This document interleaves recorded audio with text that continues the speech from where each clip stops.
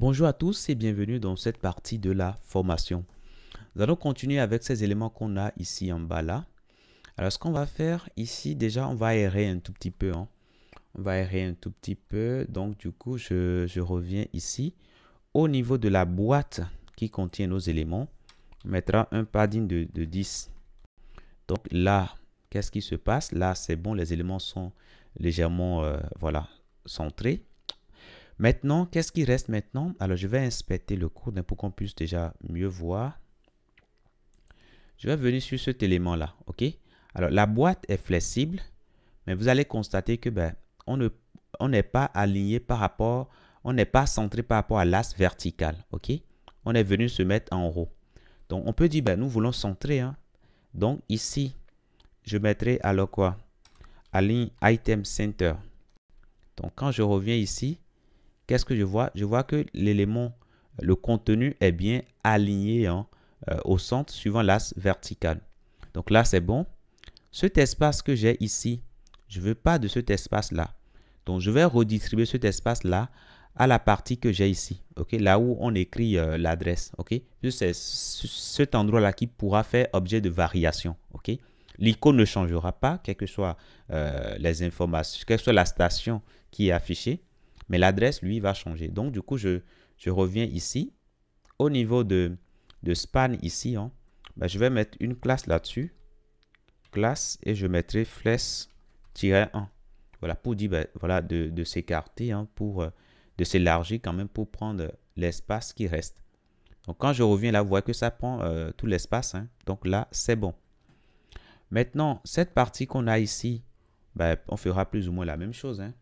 Donc alors je descends ici, pour cet élément-là également, on va centrer tout suivant l'axe vertical. Cet élément-là aussi, cet élément et cet élément-là, ok?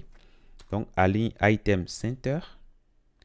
Alors, une fois que ça c'est fait maintenant, on revient maintenant au niveau de nos contenus. Donc, ici, cet élément-là, on dira qu'on veut occuper tout l'espace disponible. OK? Donc, ici également. Et au niveau du UL, ici également.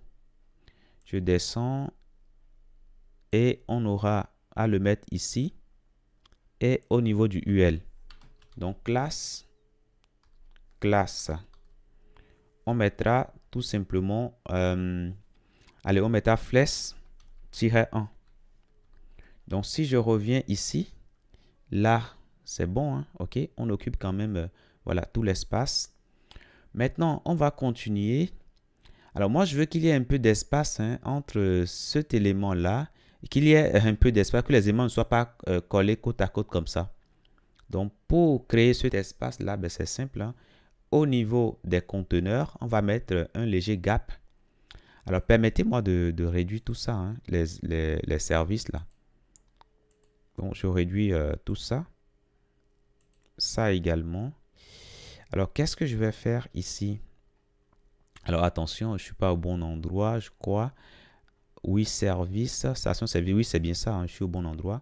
Voilà. Donc, pour chaque élément, en gros, ce que je veux faire, je veux définir un léger gap à l'intérieur pour que les contenus ne soient pas collés. Donc, je mettais tout simplement un gap de... Allez, je peux mettre un gap de 5. OK. Voilà. Donc, si je viens ici, normalement, les éléments sont quand même espacés un peu. Voilà. Vous voyez, il y a un peu d'espace désormais. Voilà. Là, c'est mieux comme ça.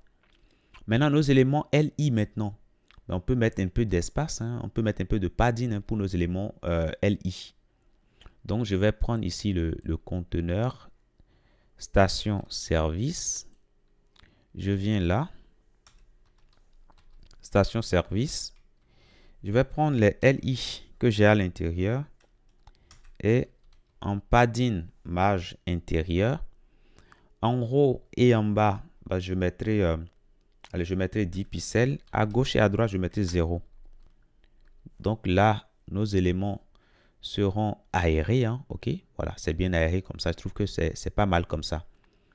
Alors ici, lorsqu'on vient sur un élément, on voit qu'il y a un changement. Donc ça également, nous allons prendre cela en compte. Donc lorsqu'on va venir sur un élément LI, on va faire un changement. Donc je mettrai ici over. Alors c'est pas le LI, c'est plutôt le service, hein, ok. Lorsqu'on vient sur un service, là on va rendre tout le contenu gras. Donc font, weight, bold, le contenu sera gras. Et après ça, on va changer la couleur d'arrière-plan. Donc, background color. Background color, on mettra tout simplement main like white. Voilà. Donc, quand je reviens ici, alors je viens là. Quand je viens sur un élément, alors je vais arrêter d'inspecter. Hein. Quand je viens sur un élément, vous voyez qu'il y a un changement. Hein. Il y a un changement. Voilà. Maintenant, ce que je veux avoir en plus de cela, ben, je veux avoir la main hein, quand je viens sur l'élément.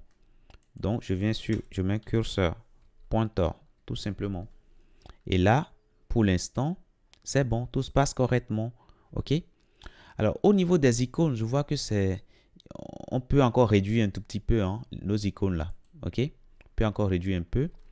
Donc, ces icônes se trouvent dans Service. Hein. Donc, je prends les images que j'ai dans Service et je mettrai ici un weight. Alors, si je fais ça, comme c'est déjà défini ici, alors je descends là. Comme c'est déjà défini là, ben, en gros, c'est ce qui est défini ici qui aura la priorité. Donc, je vais enlever hein, tout simplement CTRL F et je vais dire, ben, je remplace par rien du tout. OK? Partout. Donc, pour l'instant, on pourra travailler ici. Weight, on mettra 30 pixels. Et puis, le width, 30 pixels. Donc, si je reviens ici, large, c'est pas mal, mais c'est trop petit, je pense. Hein. Mais allez, 40 devait faire l'affaire. 40, là, on met 40 normalement. Voilà, ça devrait être bon comme ça. Alors, nos éléments, si vous voulez, on va mettre un peu de padding dans nos éléments, ok? Ils sont trop collés, c'est pas bien comme ça. Donc, au niveau des services, alors je prends service tout court. Et je vais mettre un léger padding. Alors, en haut et en bas, je mettrai 10 pixels. À gauche et à droite, 0. Donc, pour l'instant, bah, je vois que mes éléments sont bien aérés comme ça. Hein. Voilà. Par contre, moi, je vois qu'il y a un décalage ici. Hein. Okay, il y a un décalage là. On sort hein, du cadre de la page. Alors que nous, on veut rester pile poil sur l'écran. On ne veut pas qu'il y ait un décalage ici. OK? Donc, du coup, ben, on va agir au niveau de l'élément nav. Hein. OK? Alors, je vais faire CTRL F pour voir si on a déjà ciblé cet élément. Voilà, on l'a déjà ciblé une fois ici. Hein. Donc, on va définir sur son weight ici. Hein. On dira que ben, ça va prendre 100% de la taille de l'écran. Maintenant, on dira également, alors si on fait ça, c'est bon, mais ça ne changera pas grand-chose. On dira maintenant overflow. Alors, s'il y a un dépassement, ben, il faut gérer ça automatiquement. OK?